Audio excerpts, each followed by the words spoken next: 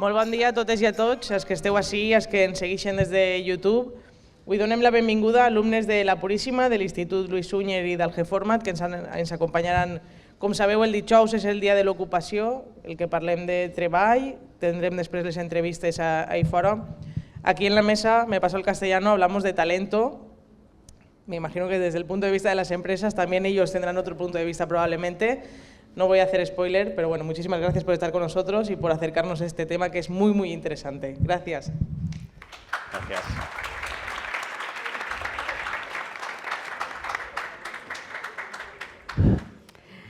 Bueno, vamos a empezar ya.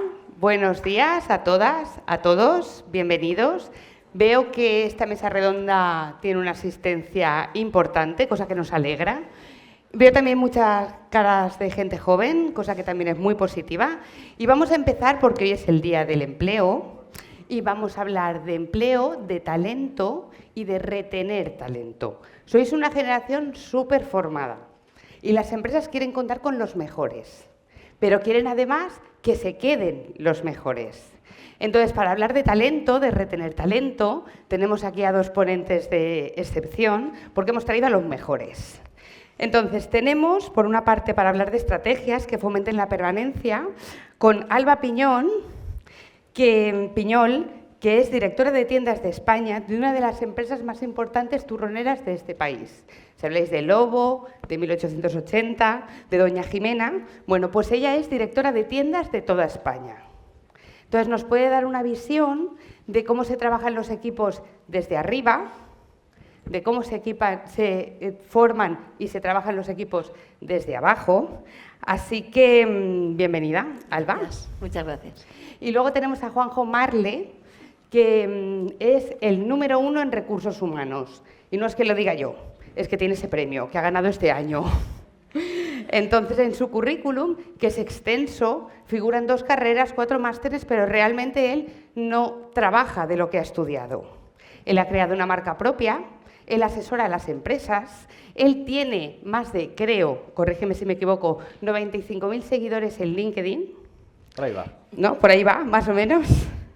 Y forma parte del 1% de mejores creadores de contenido de habla hispana. Así que, Juanjo, bienvenido. Muchas gracias. Así que con estos dos superponentes vamos a empezar. Dejaremos un turno para preguntas, porque siempre me parece que en este tipo de ponencias y de mesas redondas, pues lo más importante es lo que vosotros tengáis que preguntar. Entonces, pero vamos a empezar con cómo se retiene el talento en una empresa, ¿no? A mí me parece que la primera pregunta es obligada. ¿Cómo de importante es el salario a la hora de que una persona se quiera quedar en esa empresa o no? Sentiros libres para hablar cada uno cuando quiera. A ver, para mí el salario es como el pistoletazo de salida para elegir dónde voy a trabajar. Todos trabajamos por dinero y el que no, pues oye, qué suerte tiene, también te digo. Pero no es luego lo que va a fidelizar la gente, que esa es otra. No intentamos retener es como por obligación. No, queremos fidelizar, queremos que la gente quiera trabajar con nosotros. Entonces, sí, el salario es una base muy importante, pero no es lo que va a hacer definitivamente que la gente se quede donde está. Es mucho más, es ese salario emocional que se nombra y todo lo que te hace ir día a día. A ti lo que te molesta es tu día a día en el trabajo, cuánto tardas, no sé, qué horario tienes, cómo hace eso en tu día. Cuando yo salgo de trabajar, quién soy, qué tiempo tengo, cómo me organizo. Y eso para mí es lo que de verdad hace que te quedes. Entonces, salario es lo base.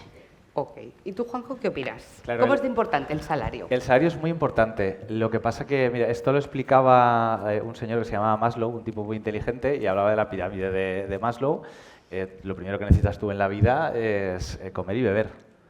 Y luego, cuando ya tienes eso cubierto, pues vas escalando en esa pirámide hasta llegar a realizarte, bueno, pues la estabilidad, la seguridad.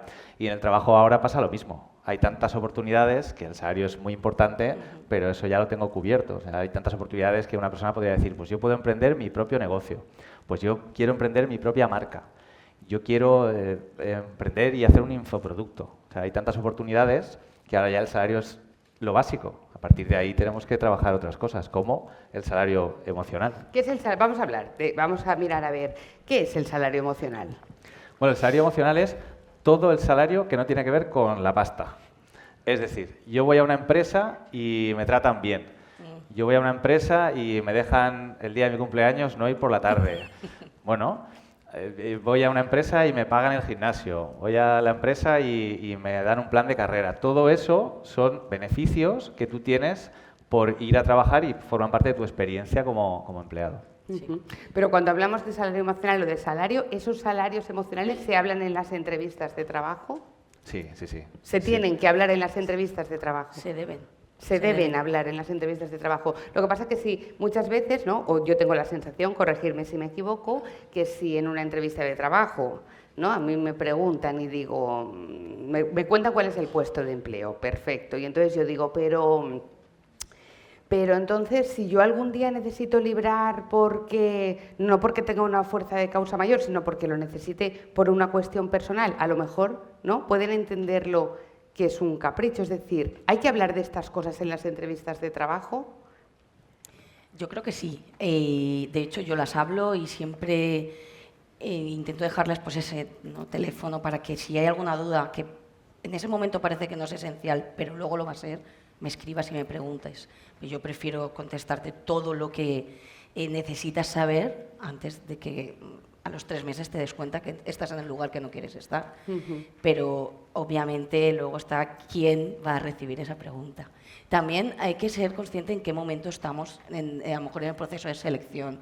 Si tú estás en una primera entrevista simplemente pues para ver un poco 4 cosas sencillas, a lo mejor no me puedes preguntar ya, oye, voy a, no sé, teletrabajar cada día que me apetezca, porque a lo mejor no entra en ese momento.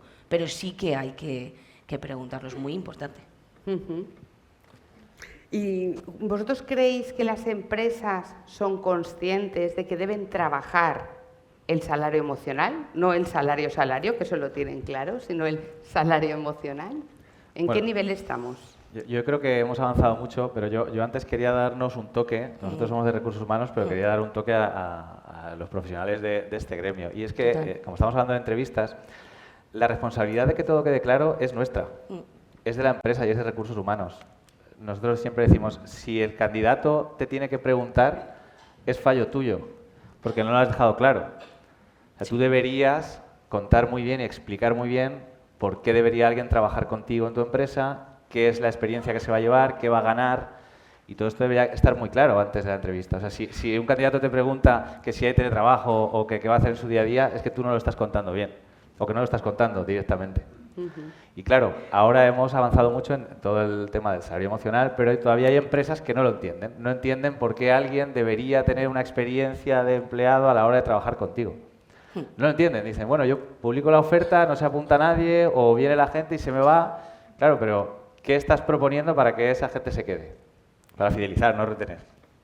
¿Qué tienen que proponer las empresas para que la gente se quede, para que la gente quiera trabajar? Porque al final yo entiendo que para el empresario, ¿no? Una vez lo mejor que le puede pasar es formar a una persona y que esa persona se quiera quedar, porque si no se va y tienes que elegir a otra persona, volver a formar a otra persona, ¿no? Entonces entiendo que los empresarios lo que quieren es trabajadores fieles, que estén a gusto. Pero no sé si a lo mejor el mercado laboral ha cambiado. ¿Creéis que ha cambiado el mercado laboral, que hay trabajos que son ya, o sea, que hay trabajos para toda la vida, o que esta gente joven no tiene tanto miedo al cambio? ¿Cómo valoráis vosotros? Por supuesto que ha cambiado. De hecho, el ejemplo somos nosotros. Yo no llevo en el mismo trabajo desde que empecé a trabajar. He ido cambiando, tanto de empresa como de puesto, bueno, vas evolucionando.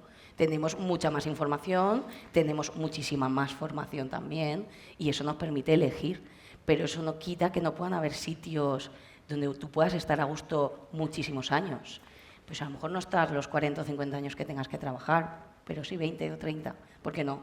Pero para eso ese sitio también tiene que evolucionar contigo, porque tú vas a evolucionar.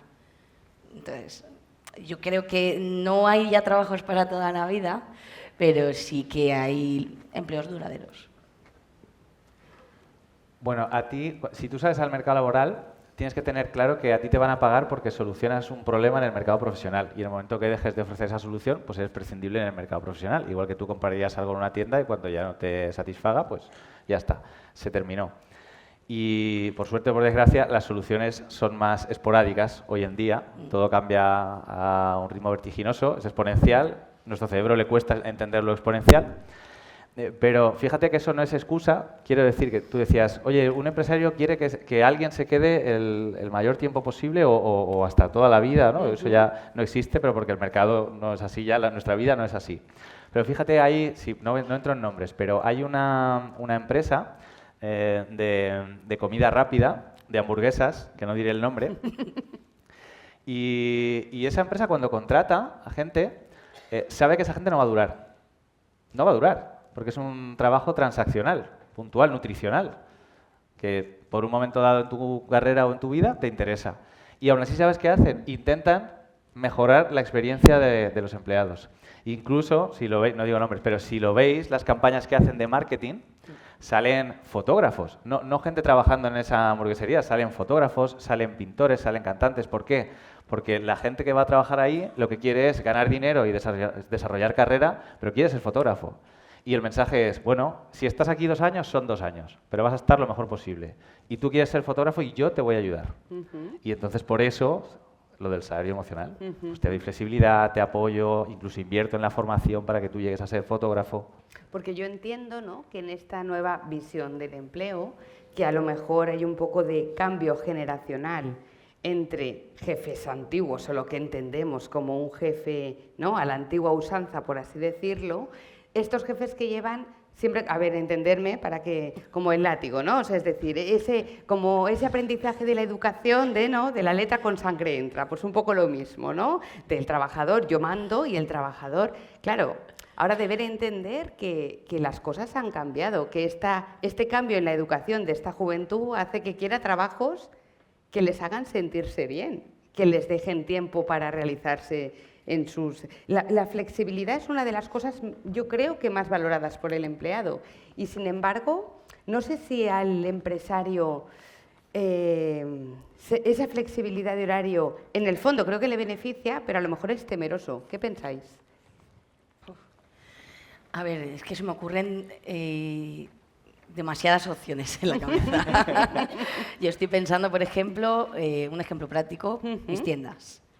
Yo abro de lunes a domingo, de 10 de la mañana a 10 de la noche, otras a las 6 de la mañana y otras cierran a las 12 de la noche. O sea, quiero decir, muy amplio.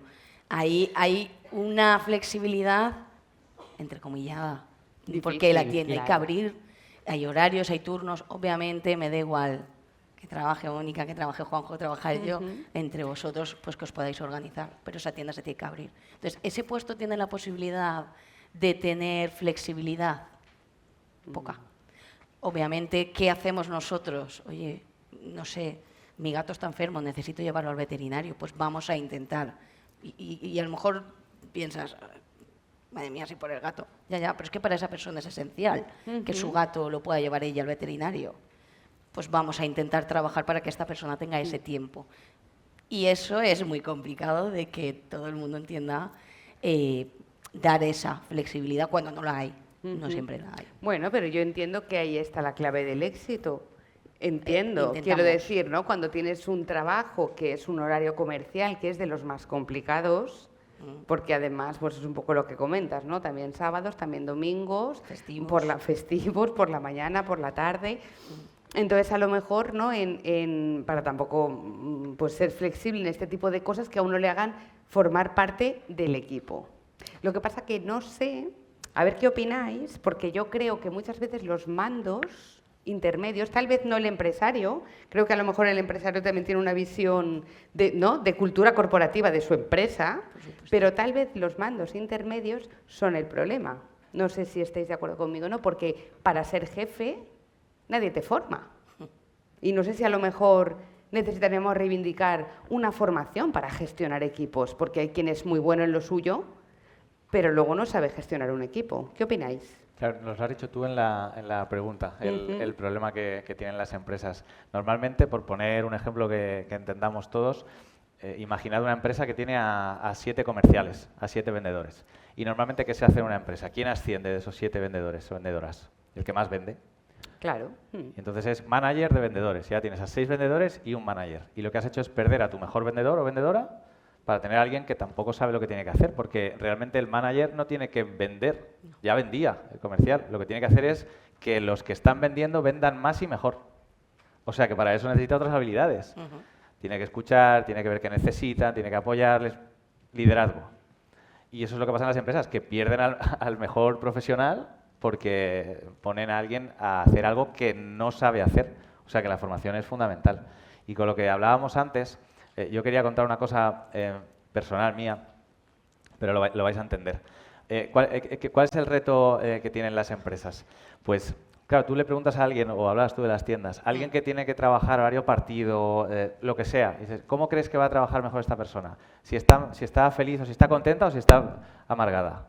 Todo el mundo diría, no, yo prefiero estar bien en mí. ¿Y eso cómo lo mides? Bueno, ya hay mediciones para saber que eso impacta la cuenta de resultados. O sea, si estás mejor, trabajas mejor y todo funciona mejor. Pero claro, tenemos un problema en recursos humanos que nos dicen, no, es que vosotros sois las personas y eso cómo se mide. Claro, ¿y cómo mides esa venta porque la dependiente o el dependiente te ha sonreído? ¿Y cómo lo mides? Ese es el problema. Claro, yo lo que iba a contar es, yo viajo mucho, yo desde hace 3 años soy nómada digital y voy viajando por el mundo, pero todos los días llamo a mi madre, todos los días. Muy bien hecho. Y si ese, bueno, y si ese, eso lo pones, ¿no? En un Excel, en una casilla. Y si yo ese día, en vez de llamar a mi madre una vez, la llamo 2 veces, la felicidad de mi madre no es por 2, es por infinito. Porque, y eso es lo que pasa. Eso es lo que pasa en las empresas. Si yo tengo un dependiente y está contento y sonríe al que posiblemente va a comprar, pues esa sonrisa, ¿cómo la mides? Pero es que eso ya sabemos que impacta en el balance de resultados. O sea, que si la persona está bien, todo va a funcionar mejor. Ese es el reto. ¿Creéis que a lo mejor si las empresas, porque muchas veces también en los ascensos vienen dados, es decir, es el jefe, ¿no? Porque también necesitan, conforme, lo sabrás tú además que eres directora de tienda, ¿no? A lo mejor tú necesitas que tus subalternos, ¿no? Que conforme la pirámide va cayendo, sea gente de tu confianza. Pero a lo mejor, ¿creéis que a lo mejor para estos mandos intermedios las empresas deberían apostar porque de entrada la gente se postulara? Es decir, ¿no? Está este cargo. ¿Quién quiere optar a esto? Porque muchas veces llega de la oportunidad te la doy a ti, ¿no? Tú eres el mejor vendedor, entonces me parece que tú mereces ese ascenso que también suele ir, ¿no? Parejo con pues, un aumento de salario, de mejores condiciones, en fin, otra, ¿no? Asciendes, mejoras, porque también es muy importante para la permanencia en una empresa, creo yo, la proyección, que tú puedas crecer. Es que ahí entras también en conflicto con otra parte y es, oye, si yo soy el mejor trabajador y soy el que más se esfuerza, porque al final yo estoy mirándome a mí misma, ¿por qué se lo das a él? Claro. ¿Sabes? Y luego también tienes que trabajar con esa frustración y no todo el mundo sabe lidiar luego con esa frustración. Tú, ese trabajador, tienes que volverle a hacer entender que es maravilloso y es perfecto, pero que para ese puesto necesita unas cualidades que quizás no tiene o que, oye, podemos trabajar y aprender, quizás, ¿sabes? A lo mejor ahora no, pero ¿quién te dice que en unos meses no? Pero eso pasa mucho. Y luego, por supuesto, es que para gestionar personas necesitas trabajar con personas. O sea, puedes ser el mejor vendedor, pero es que tu trabajo no es vender ya, es que los demás vendan. ¿Cómo consigues que los demás vendan? Necesitas escucharles, hablarles. Pero claro, pero nadie forma. Es decir, las empresas no invierten en formación de mandos. No. ¿No? No. Y tal vez deberían. O sea, no todas, por no supuesto, todas, pero todas, en lo general. Bueno, hablamos aquí ¿no? A nivel general, quiero decir, ¿no? No hay una cosa. Y a lo mejor estaría ahí una de las claves para fidelizar, para que la gente quisiera quedarse porque su mando, su jefe, su responsable sabe tratarle y alguien le ha explicado que hay que ser flexible, que hay que intentar que ese trabajador esté contento. Yo separaría las dos cosas porque creo que estamos mezclando. Una cosa es el plan de carrera, porque estamos suponiendo que crecer es para arriba y hay muchos crecimientos. Quiero decir que por eso las empresas nos esforzamos tanto por hacer un plan de carrera personalizado, porque a lo mejor alguien no quiere, y eso lo estamos viendo ahora, alguien no quiere crecer para arriba, dice, no, yo quiero llevar más tiendas, o no, yo lo que quiero es trabajar menos y estar menos horas aquí. O sea que esto ahora ha cambiado. Antes era, no, quiero crecer, vale, pues entonces quiero cobrar más, quiero mandar más. No, eso ya no es así. Eso cada persona tiene su plan de carrera personalizado. Sí. Y luego lo de la formación, claro, pues por suerte cada vez más son las empresas que están invirtiendo en este tipo de formación, donde, como comentábamos, pues las habilidades son diferentes. O sea, si yo tengo que hacer mejor al que tengo al lado, pues no me vale solo con vender. De hecho es al revés, tengo que hacer que venda más esa persona que yo, porque yo lo que necesito es otra cosa. Correcto. De hecho dicen, ¿no? Desde mi ignorancia pienso, que el mejor jefe es el que saca lo mejor de su equipo. Eso es. Y no siempre ocurre así, quiero decir, no siempre ocurre así. Y además el mejor jefe también es el que se rodea del mejor equipo. O sea, tú tienes que tener a los mejores. Que no tienes tú por qué ser el que más sabe de todo. Esto nosotros, por ejemplo, lo hemos hablado. Yo tengo una compañera y es la mejor visual del mundo. Yo no tengo miedo en ir a una de mis tiendas y ver que hay algo que no me gusta, pero no saber exactamente qué tengo que hacer. No se me da bien la colorimetría, ni yo estas cosas me las ha enseñado ella, ¿me entiendes? Bueno, entiendo que llego y digo, uy, este vaso, ¿pero qué le pasa al vaso? Pues, oye, Lorena se llama. Lore, te mando una foto, dime tú qué ves aquí, ¿qué harías? Y es la mejor visual del mundo. Lo siento por la empresa que la perdió, la tengo yo. Pues es lo que hay, no pasa nada. Y eso es también muy difícil, eso encontrar que tus compañeros pueden ser mejores que tú, simplemente que tú gestionas sus fortalezas y no pasa nada. Correcto. Agradecer también, ¿no?, al trabajador, que parece que muchas veces, ¿no?, muchas de las quejas de las plantillas son jolín, ¿no? Para la bronca siempre, ¿no? Pero para el agradecimiento parece que cuesta, ¿no? Yo entiendo que es otra manera de entender el empleo, pues antigua, pasada de otra época tal vez, ¿no? A ver, yo trabajo en el mundo ventas y es verdad que en el mundo ventas siempre estás ahí un poco como y no has vendido bastante, es que está lloviendo, es que me da igual, la gente está en la calle, ponte el paraguas. Hace mucho frío. Claro, es que hace frío, me da igual, es que está nevando en Madrid, que me da igual, ¿sabes? Porque todos los días pasan cosas, ¿me entendéis? Entonces tu trabajo siempre estará ahí un poco con el látigo, pero claro, pues nuestro látigo ya son memes, ya es te mando un vídeo haciendo, ¿sabes? Y un poco esa broma. Hay muchas maneras de hacer seguimiento, de presionar, pero no tienen por qué ser todas malas. O sea, al final nuestro trabajo, claro, en tiendas, mi trabajo y el de mis compañeros es pues estar todo el día encima de que no te saques el móvil, no te pongas a mirar, que sonrías a la gente. Claro. Pero lo puedes hacer bien o lo puedes hacer con el látigo. Luego decías, Juanjo, has comentado una cosa que me llamaba la atención. Has dicho, hay muchas veces que se publican ofertas de empleo y no se presenta a nadie. ¿Qué le pasa a las ofertas de empleo? Esto, yo hace muchos años trabajé en una inmobiliaria y decían, cuando no se vende un piso pasan dos cosas. Una, o el precio, tiene que ver con el precio, o con el anuncio. O sea que si pones una oferta, sí, no, una de las dos. Si pones una oferta y no se presenta a nadie o no encuentras talento, dices, es que no hay talento. O estás pagando poco, o sea, el precio, o el anuncio está mal hecho porque la propuesta de valor no se entiende. Y en realidad la mayoría de ofertas están redactadas fatal, o sea, fatal, y eso es culpa de los de recursos humanos. Os pongo un ejemplo para que se entienda.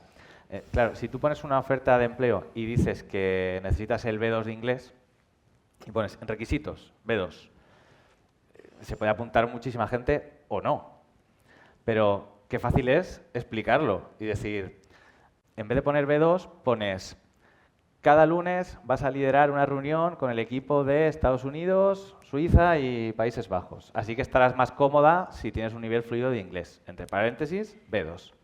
Y tú mismo, si tú ves que no vas a poder llevar una reunión cada lunes, menudo suplicio, ¿no? Si no hablas inglés y dices quiero, pues no te apuntas. Entonces, quien se apunta encaja en la oferta. Este es un ejemplo. Imagínate con los 10 requisitos o los 12. Si lo explicas bien y la propuesta es interesante, o no, dices, soy líder del sector. ¿Eso qué significa? No, es una utopía. Claro. Empresa fundada en 1814. Sí, está muy bien, enhorabuena por haber sobrevivido, pero yo quiero saber por qué debería trabajar contigo. ¿Cuál es la experiencia de trabajar contigo? ¿Qué gano yo trabajando contigo? Esa es a lo mejor la visión, ¿no?, que debe cambiar. Que en un mundo donde en teoría hasta hace relativamente poco, ¿no?, la empresa mandaba y ahora parece que la empresa debe convencer al trabajador de vente a trabajar conmigo, ¿no? Tienes que trabajar conmigo. es que es una relación, y una relación compone dos partes, una empresa y un trabajador. Y antes la empresa tenía el poder de decidir entre X, pues tú, que me gustas más, y ahora el trabajador también puede elegir entre tú y yo. Y entonces pues tienes que darle algo que te diferencie acorde a esa persona. O sea, no todos podemos trabajar en todos los sitios, igual que yo no puedo ser médico. Vamos, ni me lo plantearía, ¿me entiendes? Entonces, pues igual que yo no puedo ser médico, pues a lo mejor Juanjo no puede ser dependiente. También está esa parte de ser consciente de dónde voy a ir a trabajar o qué voy a hacer o qué quiero hacer. Y luego, aquí tengo que llevarle la contraria a Juanjo, porque nos dedicamos a cosas diferentes. El tema de redactar las ofertas de empleo, que estoy totalmente de acuerdo con él en que no están bien redactadas por lo general. Y de hecho, a mí a veces me pasa que publico un área manager de Export, no sé qué, y luego se te escriben que dices, madre mía, es que esto no lo entiende nadie. Entonces, comercial para exportación, ¿me entiendes? Y al final, ¿a qué público quiero llegar? Luego, pues si necesito pues, dependientes, por ejemplo, que estás en un tipo de empleo que a lo mejor no necesitas una experiencia previa o no necesitas unos requisitos previos, salvo SB2 de inglés o C1 más bien, dices, voy a escribir cómo se va a sentir la persona ya, pero a lo mejor no lo van a leer, porque es verdad que cada vez leemos menos. Debería llegar. Entonces, pues yo voy por lo fácil, copio, pego, y luego en la entrevista te digo, oye, ¿qué tal hablas inglés? ¿Por qué te vas a pasar el día hablando inglés? No vas a hablar castellano hasta diciembre que vendas turrón a las personas que salen a comprar turrón, ¿sabes? Que somos nosotros. Entonces ahí sí que es verdad que luego está la vía fácil. Vas a hablar inglés todos los días con los extranjeros que pasan por el sol de Madrid.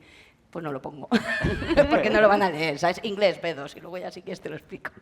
Bueno, ese es otro tema. El 82% de contenido que se crea en Internet es audiovisual. Lo sé, O sea, y que es eso tarea. Las ofertas en realidad, hemos hablado porque la gente las redacta, pero deberían ser hasta en vídeo. Sí, sí, sí. Bueno, todo llegará, todo llegará.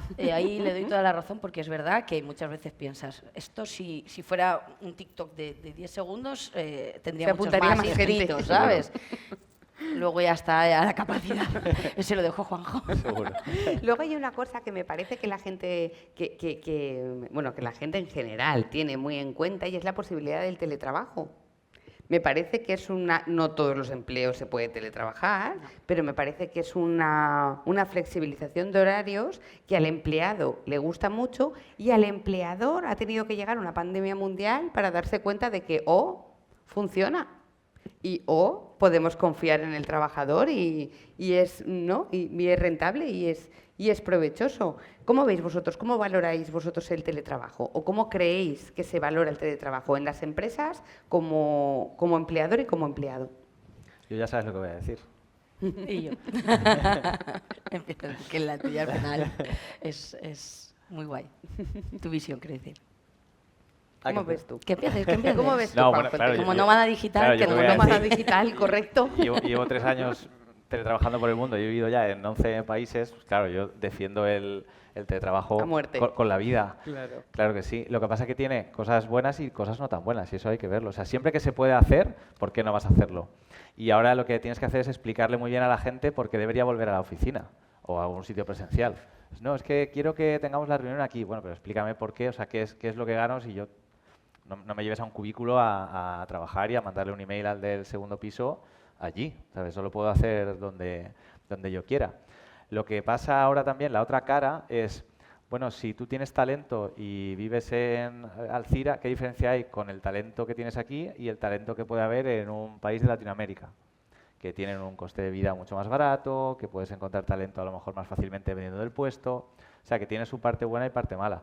También hay lo que se conoce como el techo de Zoom, que esto lo vimos después de la pandemia, pues parece ser que los resultados nos dicen que la gente que asciende o que prospera es la que acude a la oficina, porque si no tiene ese techo, esa pantalla donde no te puedo tocar, no puedo ver si tienes las cualidades, las actitudes. Si no se te ve, no existes. Sí, eso es.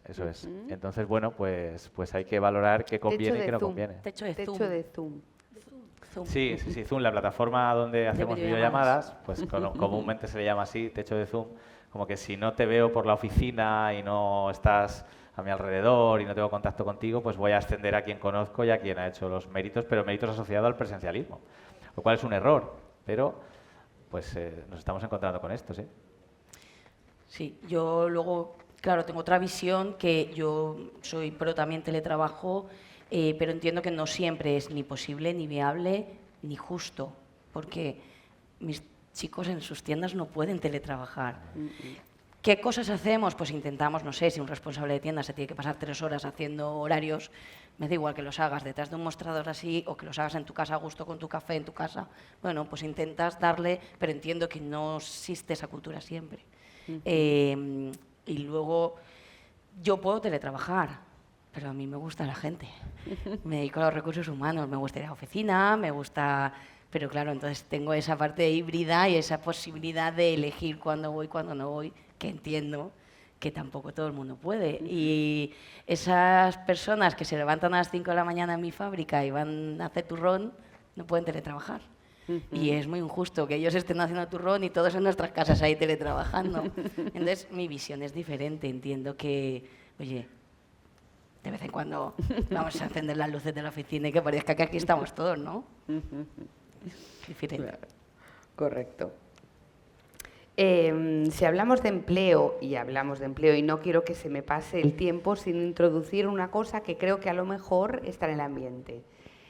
Llega la IA, llega la inteligencia artificial y hablamos de empleo, y a mí me gustaría que a vosotros, desde vuestra experiencia, nos comentaréis un poquito en esta mesa redonda cómo creéis que va a afectar al mundo laboral o que ya está afectando. ¿Qué nos espera con la IA? Que parece que la recibimos todos con los brazos abiertos, que también hay mucho temor por otro lado y en fin, me gustaría introducir este aspecto. Yo aquí poco puedo aportar porque no soy especialista en IA. Esto yo lo he hablado con Juanjo muchas veces. Tendría que sentarme porque estoy segura que podría avanzar 1000 cosas, pero esto es un deber de Juanjo, lo siento, que es el que más controla. Bueno, que aguante conmigo la gente hasta el final, voy a tardar poco. Creo que hay que empezar a cambiar el discurso, porque hace unos años, claro, cuando salió ChatGPT, 2022, noviembre, si no recuerdo mal, el discurso era la IA no te va a quitar el trabajo, te lo va a quitar quien sepa utilizar la IA. Yo pienso que eso ya está obsoleto, o sea, hay que empezar a interiorizar que la IA se va a cargar muchísimos trabajos. O sea, muchos trabajos van a desaparecer y puede ser que la IA sí que te quite el trabajo de verdad. Pero hay esperanza. Menos mal, Juanjo. Claro. Lo que va a haber es seguramente, por ejemplo, imagínate, pues un baño. Claro, hay que limpiarlo. ¿Quién limpia el baño? Bueno, ahora contratas a gente y limpia, ¿no? Un local, un establecimiento. Y eso lo hará un robot humanoide, seguramente. O no humanoide, seguramente lo haga una inteligencia artificial. Pero esa necesidad va a seguir existiendo. Lo que pasa es que como humanos vamos a tener otras necesidades y eso es lo que nos vamos a centrar. Como decía una autora, yo lo que quiero es escribir poesía y que la IA o el robot me planche la ropa, no al revés. ¿Para qué va a hacer la IA lo de la poesía y yo planchar la ropa? Eso es lo que quiero, ¿no? Pero si tú eres un profesional y vas a salir al mercado, tú tienes que pensar. Imagínate un colega tuyo que se le dé bien el cálculo mental, que sea, seguro que hay alguien. Pues tú con una calculadora le vas a ganar. Ahora imagínate a alguien que sea muy organizada, con sus post-its, su libreta. Pues tú con un Excel le vas a ganar. No hay debate. Pues la IA es lo mismo. O sea, tú piensas cómo eres tú y cómo serías tú con inteligencia artificial. Pues esa versión tuya con inteligencia artificial le va a ganar a la que no tiene inteligencia artificial. Mi peli favorita es Iron Man. Entonces, claro, Iron Man, dice Tony Stark, no tiene nada. Bueno, es un tipo que está forrado y es carismático, que ya de entrada, pues, ¿quién no agradecería eso? Pero es un superhéroe porque usa la inteligencia artificial a su favor. Y luego encima, sin hacer spoilers de la peli, pues tiene su corazoncito. O sea, que a lo que vamos es a que incorporemos la inteligencia artificial dentro de nuestras posibilidades para ser mejores profesionales. Mejores profesionales nosotros, perfecto. Es decir, entiendo que para el trabajador lo tiene que ver como un aliado, ¿no? Voy a aliarme para hacer mi mejor versión utilizando... ¿Y el empresario y las empresas deben invertir en IA? Vamos, estoy segura. Empezando por mí misma. Sí, al final creo que automatizas y haces procesos que hoy en día pues se harán mucho más lentos y que puedas avanzar. Creo que sí, pero por lo que veo, si todavía estamos con el salario emocional, bueno, estamos empezando a publicar los salarios en las ofertas. ¿Cuánto vas a cobrar? Imagínate, por venir a trabajar. El tema de la IA yo lo veo, según la empresa, todavía un poco lejano. Pero creo que sí, creo que es, vamos, lo que hay que hacer. O sea, igual que tú mismo dices, oye, voy a estudiar idiomas porque puedo llegar más lejos, voy a formalizar, no sé, cada uno en lo que necesite en inteligencia artificial. También llegaré más lejos. Y luego, por ejemplo, decías, estamos ahora trabajando en publicar el salario en las ofertas, ¿no? Que entiendo que no se hacía y ahora se hace para que la gente sepa ya de entrada si le interesa o no le interesa.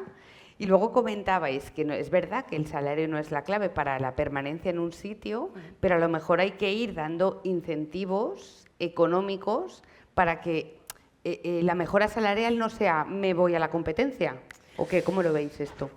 Mira, yo tengo un ejemplo súper claro. Antes de trabajar en 1880, trabajaba en una empresa de telecomunicaciones, comerciales puros y duros, vendiendo. Y claro, pues al comercial hay que darle marcha, vida y cosas, aparte de pues, sus comisiones en el día a día. Y hacíamos premios instantáneos en los que podías elegir dinero o media hora de tiempo. Y la gente elegía media hora de tiempo. Entonces, no siempre es dinero, es todo. Además, tienen nombre, se llaman los juegos del tiempo. Y jugábamos todos los días a los juegos del tiempo. Y era un viernes que tu jefe decidía que viernes, tampoco te creas tú, un viernes por la tarde que no ibas a trabajar en una tienda, pues imagínate, fiesta. Yo creo que sí, está muy bien. Voy a ganar más. El año que viene voy a ganar 1.000 euros más. A lo mejor trabajo media hora menos. ¿A costa de qué? O sea, que tal vez se pueden buscar los incentivos en cosas que no sean económicas. Claro. Ahí entra el salario emocional, que es también muy amplio. Pero lo mismo, no sé si a lo mejor las empresas invierten en salario emocional, o por lo menos en formarse, para saber lo que es el salario emocional. Mira, es una pena, pero la mayoría de empresas destina más presupuesto a la selección que al cuidado de los empleados. Por eso la gente no es tonta. Dice, voy a ganar más si me cambio de empresa, saltando cada 2 años de empresa, que si estoy aquí no voy a poder prosperar. Y es una pena, pero es lo que nos estamos encontrando. La empresa te dice, ya, pero ¿cuánto me va a costar cuidar al empleado que tengo aquí? Y la pregunta no es esa, la pregunta es darle la vuelta. ¿Cuánto te va a costar no cuidarlo? Claro. Porque vas a tener que invertir mucho más en selección. Esta selección no es barata. No. Y nadie, o sea, a quien le preguntes, en general, no te va a decir, imagínate, me voy a cambiar de trabajo solo por 50 euros más al mes. Estoy aquí, ¿no? Llevo en esta empresa 5 años y ahora me voy a cambiar por 50. ¿Tú sabes lo que es el cambio? Lo que supone. Tengo ya aquí mi estabilidad, mis compañeros, mis rutinas y ahora a saber dónde voy. Que no lo sabes. Porque por mucho que te cuenten, al final tienes que entrar para vivirlo realmente.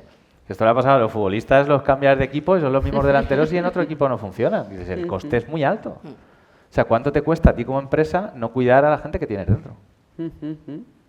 O sea, que el consejo, por así decirlo, para las empresas es inversión en salario emocional, ¿no? Hay cosas que tal vez cuesten dinero, tal vez no cuesten, y sí que van a asegurar la permanencia, ¿no?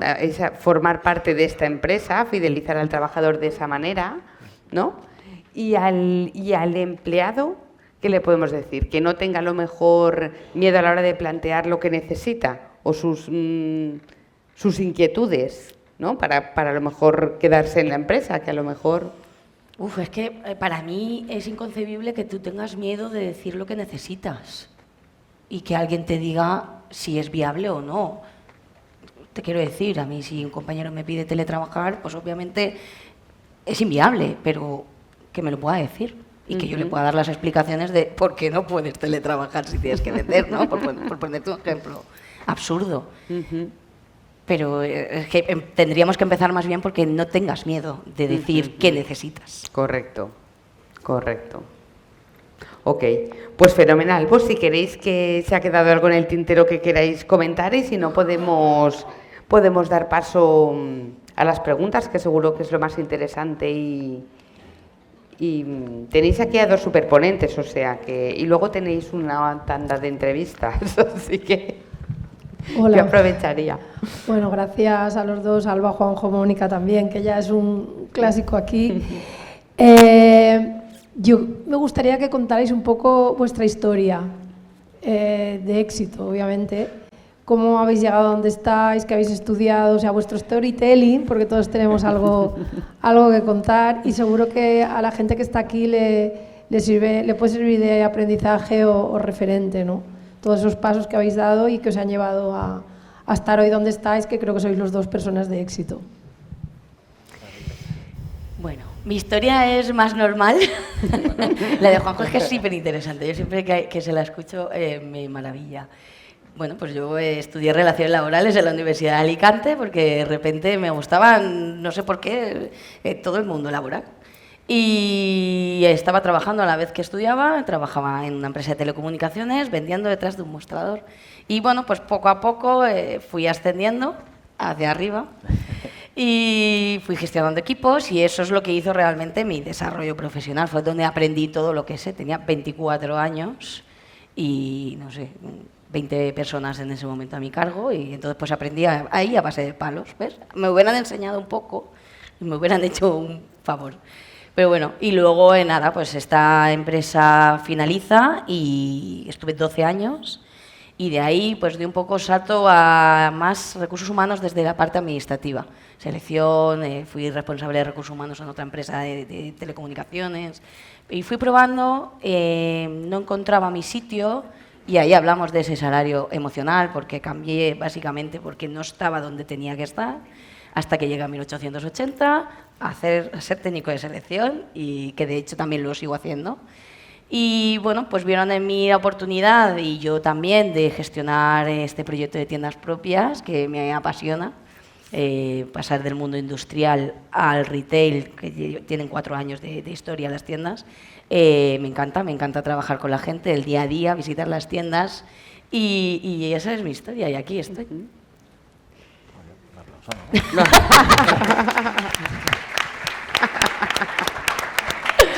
Y no hablo inglés.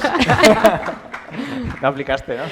No. Yo, mira, ves, es una cosa que tiene Juanjo razón. Voy a hablar inglés y te voy a hacer una entrevista. Pues no, yo no lo hablo bien y mis compañeros te hacen la entrevista, que son los que van a trabajar ¿Tú los contigo. haces mejores? Yo los hago un poco más majos, ya está. Bueno, yo lo hago corto, porque si no... Bueno. Yo siempre hablo... No. Claro. Es muy interesante. Yo digo que soy un fracaso educativo, precisamente por como me presentabas. Yo estudié 2 carreras y 4 másteres y me dedico a otra cosa que no tiene nada que ver con lo que estudié. O sea que yo hoy me dedico a lo que me dedico por habilidades, no por conocimientos. Ahora ya los tengo porque llevo años en esto, pero yo no los tenía. Y yo tuve muchísimos trabajos, desde el primero que fue descargar cajas en un polígono y he ido pasando por un montón hasta llegar a los recursos humanos. Y esa es la historia. Y hace 3 años, además de dedicarme a los recursos humanos, pues empecé a crear contenido divulgativo sobre recursos humanos. Yo hago muchas cosas dentro de mi rol y una de las que más es selección de personal. Y ahora estoy especializado en perfiles directivos y mandos intermedios, que eso se llama, fijaos, yo soy de Albacete y lo digo hasta con J, Headhunter. Eso es un recruiter que hace selección para perfiles directivos y mandos intermedios. Y si tú hace muchos años pensabas en un Headhunter, tú pensabas en un señor de 57 años, con corbata, con traje, con un Rolex. Y yo decía, yo también hago eso. Digo, pero yo llevo una pulsera del Camino de Santiago que vale €1, aunque para mí tiene un valor incalculable. Hoy porque me he puesto camisa, pero yo voy así, normalmente. Y digo, yo también soy headhunter, ¿no? Y no llevo un Rolex y tal. Y empecé a crear contenido sobre esa base, porque yo quería contarle a la gente que mi trabajo no es mejor que el suyo, ni es elitista, ni es nada. Simplemente quería contar esa parte y lo conté de una forma, pues, bromeando, vacilón, si quieres, o bueno, pues así. Gustó y entonces empezó a crear la comunidad y dije, oye, ya que estamos creciendo tanto, pues me voy a viajar por el mundo mientras esté de trabajo. Hasta hoy.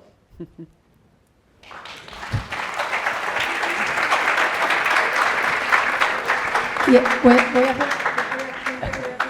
una reflexión, ¿no?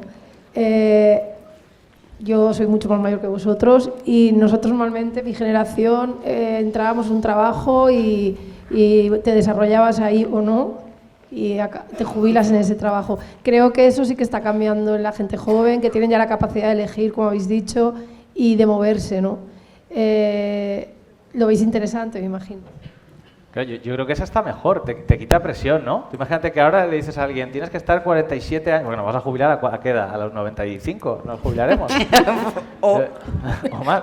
Vas a estar 50 años trabajando en esta empresa haciendo lo mismo. Y yo creo que la gente dice, pero ¿cómo es posible, no? O sea, que es mejor, digo, quítate presión, es que no sé qué hacer con mi vida, pues, ¿quién lo sabe? O sea, quítate presión, no pasa nada, empieza a desarrollarte, a coger habilidades, a coger experiencia, a coger actitud, hagas lo que hagas, sé simpático. ¿Sabes? Ese cajero de supermercado que no le dan ni los buenos días, ese es fácilmente sustituible. Pero si tú trabajas de cajero de supermercado, pues da los buenos días y haz algo por la gente y eso te lo vas a llevar donde sea. O sea, que yo lo veo como menos mal que ya no tenemos el trabajo para toda la vida. Sí, para mí hay dos cosas también que ha dicho Juanjo que son esenciales. Si vas a hacer algo porque necesitas hacerlo, hazlo bien. Insisto, a mí también me da pereza el lunes levantarme a trabajar, por mucho que me guste trabajar, porque a mí, aunque parezca raro, me gusta trabajar, a ti también. Sí, sí. Pues es un hobby raro que tenemos. Pero también me da pereza cuando suena el despertador y no quiero ir a trabajar. Pero ya que vas a hacer algo porque necesitas hacerlo, porque tienes que cobrar a final de mes, hazlo bien o hazlo lo mejor que puedas. Y luego, pues mira, para el tema del clima laboral, pues estaría bien ser buena persona. Puedes ser buen compañero, buen trabajador, tu jefe también es un ser humano con problemas y tu jefe también puede ser un poco humano y buena persona. Pero yo creo que hay que ser buena persona también, sobre todo pues eso, con los compañeros. Hola. Sí, sí. Bueno, antes de nada, gracias por lo que estáis haciendo, Juanjo, Mónica y Alba. Y estáis hablando todo el rato de salario emocional, pues estamos aquí escuchando los que estamos interesados. Yo no soy un joven emprendedor ni busco empleo. Y me gustaría saber cómo se aterriza esto del salario emocional en las pequeñas y medianas empresas, en el canal Retail. Y luego un apunte, Alba. Yo creo que sería interesante que os plantearais, si tú dices que hay unas personas que están teletrabajando y otras que están en máquinas, como es obvio, no se puede hacer turrón si no hay un equipo ahí trabajando en máquina, buscar alguna forma de compensar, ¿no?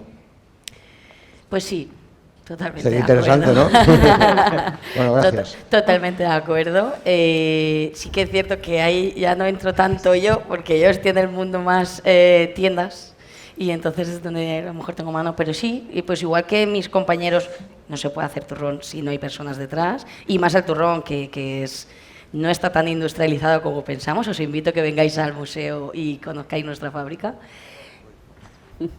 Y luego el tema de, por ejemplo, pues lo intentamos hacer a lo mejor en retail. Yo tengo que conseguir que un vendedor dependiente no se quiere ir a tienda al lado a cobrar casi lo mismo, con casi el mismo horario, y en lugar de vender turrón, vender zapatillas. Y contando con la experiencia que tú has tenido formándolo para que sepa las técnicas de venta, ¿no? Claro.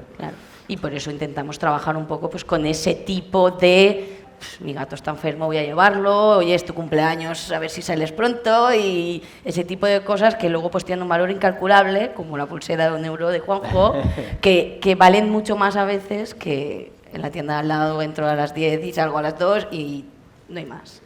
Y es un poco con las herramientas que tenemos. Ese equilibrio, claro. Y luego no todo el mundo, que para mí es esencial, necesita ni lo mismo ni le importa lo mismo. Y luego...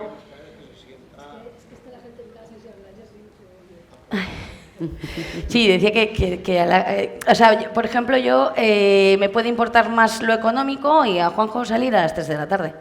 Entonces, a mí tienen que intentar valorarme por lo económico, que es lo que me va a hacer quedarme, y a Juanjo por el tiempo libre. Y ese es el trabajo al final de tu manager, conocer esa parte esencial.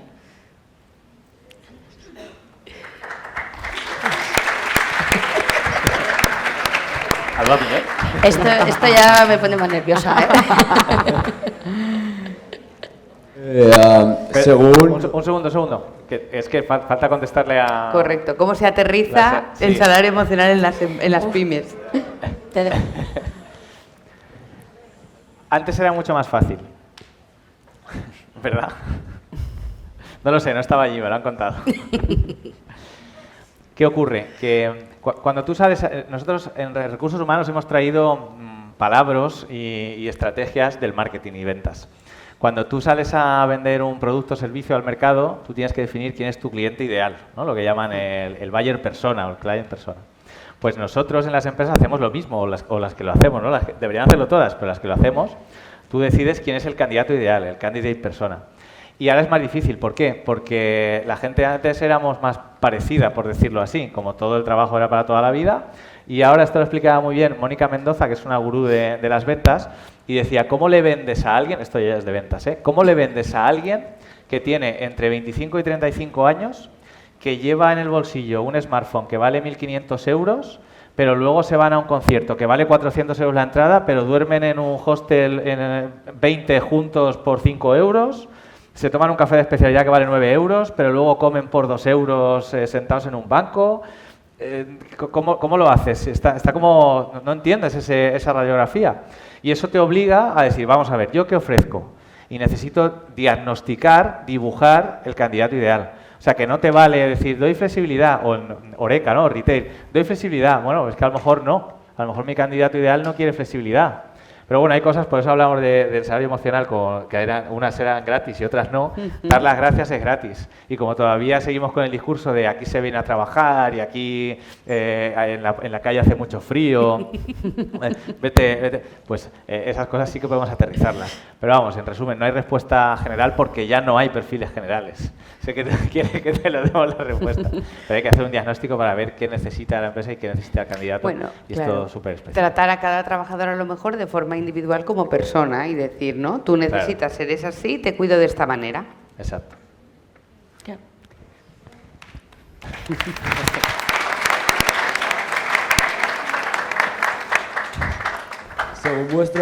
Según vuestra carrera profesional, ¿creéis? Sí, sí. ¿Creéis que una carrera universitaria realmente no sirve para nada? ¿Y que vale más mejorar en otros aspectos y cualidades? A ver, tanto como que no sirve para nada, no, porque es cierto, pues como antes, para ser médico te sacas una carrera y eres médico o no puedes ser médico, pero depende de lo que te quieras dedicar. Creo que hoy en día hay muchísimas formaciones que son muy válidas también y no necesariamente tienen que ser una carrera. De aquí el ejemplo de nuestro compañero Juanjo. Pero también te hace tomar decisiones. Al final lo que hayas hecho a lo largo de tu vida te hace decidir hasta dónde llegas. Igual que muchos trabajos, pasas en algunos sitios y aprendes cosas que te hacen estar donde estás. Y luego, por ejemplo, sí que creo que hay que elegir bien en qué formación vas a invertir. Hacer un máster online que te conectas 3 veces, copias en ChatGPT lo que vas a hacer, te da las respuestas, las pegas y te dan un título, para mí eso no tiene ningún valor. Y hoy en día creo que cada vez se pide menos. Sin embargo, hacer una formación con una persona que admiras, que sabes que lo que te dice es real, porque yo he hecho un curso con Juanjo, por eso lo estoy diciendo, y ahí es cuando desvirtualicé a Juanjo. Y dices, ostras, ¿esto me va a dar a mí una capacidad real en mi día a día? Sí, me dio un montón de conocimientos, además fue un momento de inflexión que me hizo hasta cambiar de trabajo. Y entonces eso es lo que creo que hay que hacer, buscar formación que de verdad te sirva. Mira, yo creo que depende de la universidad, porque igual no hay respuesta general, pero mira, Laszlo Bock, que es exdirector de Recursos Humanos de Google, que sabe más o menos de lo que habla esta persona en el sector, decía, esto hace bastantes años, entre 2005 y 2014, Laszlo Bock decía, somos Google, estamos yendo a las universidades a por talento, a contratar a los mejores expedientes académicos y no están funcionando. Es decir, nos estamos equivocando. Eso lo decía este señor, exdirector de Recursos Humanos de Google. O sea que al final, bueno, yo el ejemplo, yo he estudiado 2 carreras de matemáticas y me dedico a otra cosa. Yo no digo que no valga para nada, por supuesto. Lo que pasa que tú tienes que saber aplicar el conocimiento que aprendes. Si el conocimiento que aprendes en la universidad lo puedes aplicar, perfecto, pero si no, da igual donde lo aprendas. O sea, tú mismo podrías hacerte un curso de YouTube de 100 horas y si tú eso lo sabes aplicar, pues ya resuelves un problema en el mercado profesional. O sea, que te va a servir. O sea, yo tengo un amigo que dice, soy ingeniero de sistemas, pero se sacó la carrera cuando no había correo electrónico. Y, pues no eres, ya no. Ya no. No, claro. O sea que el talento, mira, Marina, que es uno de los mejores filósofos de nuestro país, José Antonio Marina, hay muchas definiciones de talento, pero no hace falta que os leáis todos los libros que nos hemos leído nosotros y todas las investigaciones, os decimos nosotros ya la solución. Muchas definiciones, pero la más completa es la que da Marina. Y dice, el talento es la inteligencia y da una serie de factores. Y uno de ellos es estar actualizado. Por eso, si tú eres un ingeniero de sistemas desde hace 30 años y no estás actualizado, pues tienes que desarrollar ese talento. Si eres un cafre y no tienes inteligencia emocional, pues ¿qué más da lo que sepas? Entonces no tienes ese talento. Si no tienes autonomía y proactividad, nadie te va a llamar al sofá de tu casa para que vayas a trabajar. Pues eso también es talento. O sea que depende de la universidad, pero lo importante, para que te quedes con eso, lo importante es que tú lo que aprendas lo sepas aplicar. Y da igual dónde lo aprendas, excepto, por supuesto, no te pongas a operar a corazón abierto a nadie sin pasar por la universidad. Claro. Y luego, para casi todo en esta vida necesitas formación. Todo. Porque nadie nace enseñado de nada. Entonces, para cualquier cosa que te vayas a dedicar, cualquier empleo al que te vayas a dedicar necesita formación, porque no te llegan los conocimientos de la nada. Y cuanta más formación recibas, más fácil va a ser.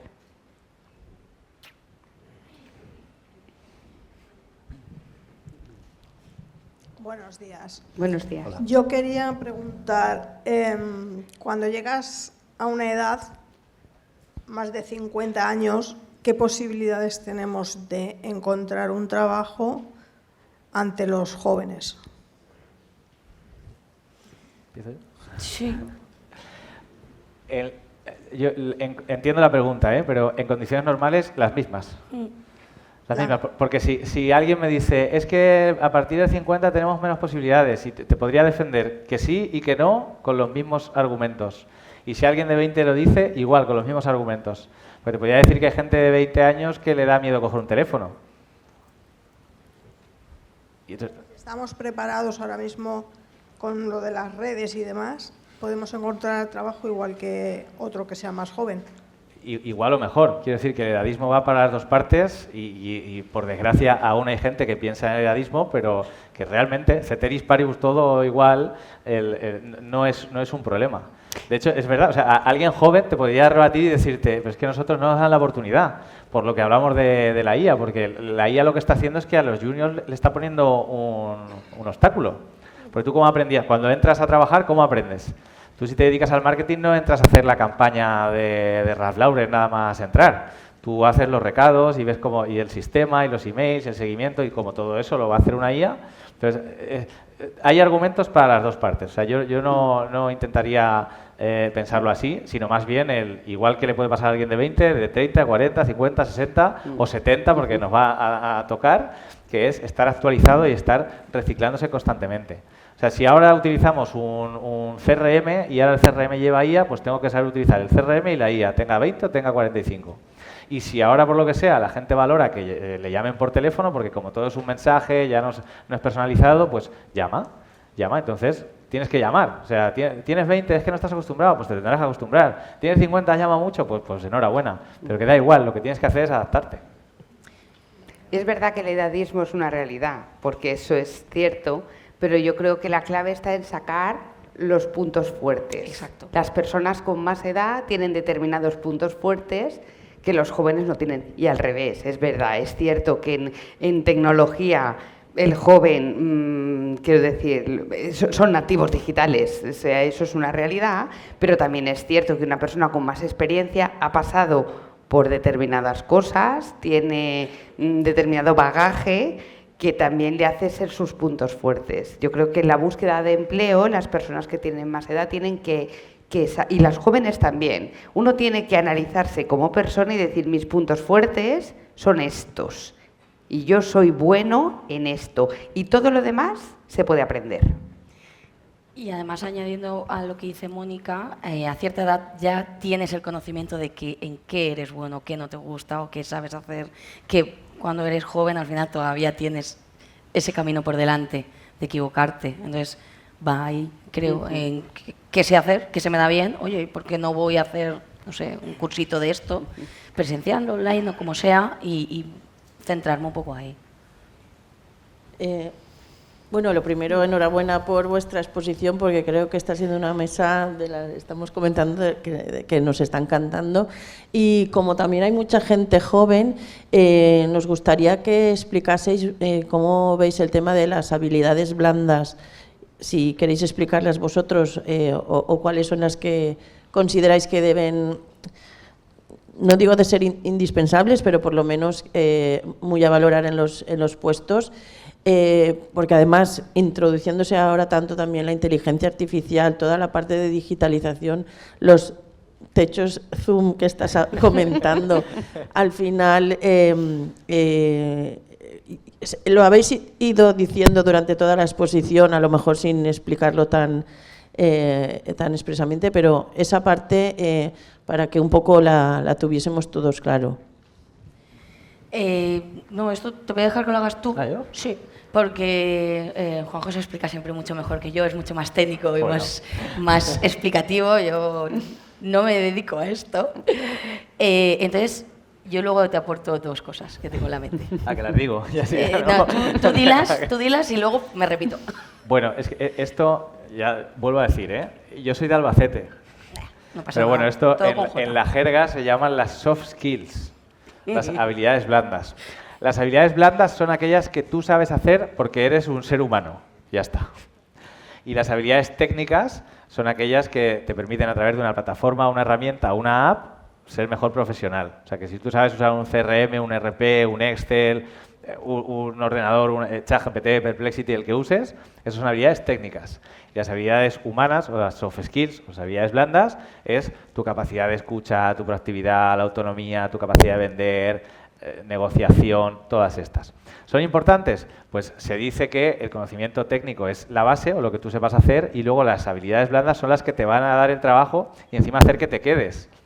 ¿Por qué? Porque no sé si para bien o para mal, con esto de la IA y la tecnología, a lo mejor cambia la película, pero tú no vas a ascender en una empresa si no le caes bien a tu manager. Sencillamente no, es el techo que tienes, ese será otro nombre, no el techo de Zoom, pero es así. Tienes que caerle bien a la gente y tienes que demostrar tu capacidad de comunicación, porque además a ti te van a contratar en una entrevista de trabajo por cómo comunicas, no por cómo trabajas. Si nadie te ha visto trabajar, a no ser que te vayas recomendado, a no ser otra serie de particularidades. Pero tienes que aprender a comunicar, tienes que aprender a venderte, tienes que aprender a ser autónomo. Esto que decimos de búscate la vida, que es un podcast, búscate la vida. Sí, la selección ha cambiado mucho, pero no ha cambiado tanto como para que no nos busquemos la vida ahora. Y bueno, Alba lo sabe porque se formó conmigo y los recruiters tenemos técnicas que parecen sacadas de la NASA para evaluar perfiles. Y a mí una de las que más me ha funcionado siempre es necesito este PDF para dentro de 48 horas en tal fecha. Otra cosa es que no haya, ¿no? Pero si la pones un deadline es para cumplirlo. Y hay gente que no lo manda. Pues ya no tengo que evaluar con una técnica de la NASA si te interesa mucho trabajar en esta empresa porque te he pedido una cosa, ¿no? Luego habría que analizar las particularidades, pero me entendéis, ¿no? Pues tienes que hacerte valer tú y esas son las habilidades blandas, un poco para poner el contexto. Y ahora ya. Sí, por ejemplo, eso se me ocurre, muchas veces utilizas esas como pruebas técnicas, ¿no? Después de hacer una entrevista, porque dices, vale, ahora vamos a ver, te voy a medir, ¿me vas a medir lo que estoy mandándote ese PDF que he escrito? Seguramente no, seguramente estoy viendo cuánto tardas, cómo me respondes, cómo me contestas, cómo es ese email, qué asunto pones. O sea, posiblemente toda la prueba casi que depende del proceso, ¿no? y de la especialización, pero posiblemente esa prueba solo sea para ver cómo reaccionas y probar un poco, ¿no? Y luego hay algunas, yo no lo voy a decir, que tú eres de Albacete y yo no hablo inglés. Hay algunas habilidades que van también con las personas, con tu personalidad, y te tienes que conocer. Por ejemplo, no todo el mundo tiene inteligencia emocional, la puedes trabajar, puedes conocerla, puedes saber qué es, pero a lo mejor no la tienes y no pasa nada. Tendrás otra inteligencia, ¿por qué no? Pero tienes que ser consciente que no la tienes para saber si ese trabajo es para ti o no. O necesitas esa habilidad para gestionar personas, imprescindible. Pues no puedes gestionar personas. puedes ayudar en otras 1000 cosas, pero a lo mejor no puedes gestionar personas. Entonces tienes que conocerte a ti mismo y eso es básico y eso te lo da el tiempo también. No, bueno. Claro, pues ya está. Bueno, lo dejamos aquí. Pues muchísimas gracias. Alba Piñol. Te aplaudo. Muchísimas El gracias Iron por Man. venir y por participar. La verdad nos hemos sentido súper a gusto y súper bien acogidos y esperamos que os haya servido, que hayáis aprendido y para cualquier cosa o duda, pues aquí estamos. La foto. A mí se me olvidó. Es verdad que tenemos foto. Os vamos a dar un regalito. Yo lo he bautizado como el kit del ponente. Ah, muy bien. Esto es el onboarding del ponente, Eso ¿no? lleva también un dulce, una regañada típica de Andalucía Ah, para qué que mañana buena. mientras desayunéis, Ah, donde fenómeno. estéis todos Muchísimas juntos, Yo ¿te entre el acuerdas? turrón y la regañada. Gracias. No es turrón, pero también está bueno. Ya, también.